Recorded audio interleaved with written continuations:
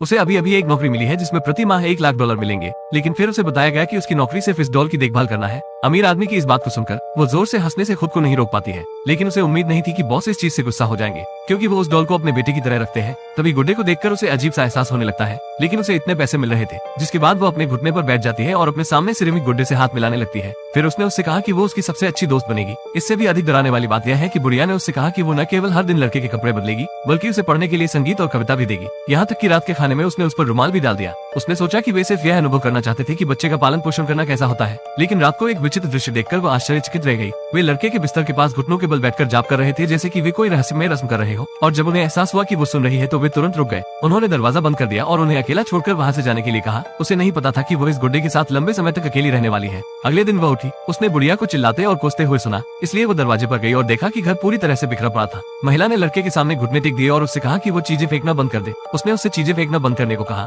लेकिन तभी बूढ़ा व्यक्ति अचानक लड़की के पीछे आ जाता है।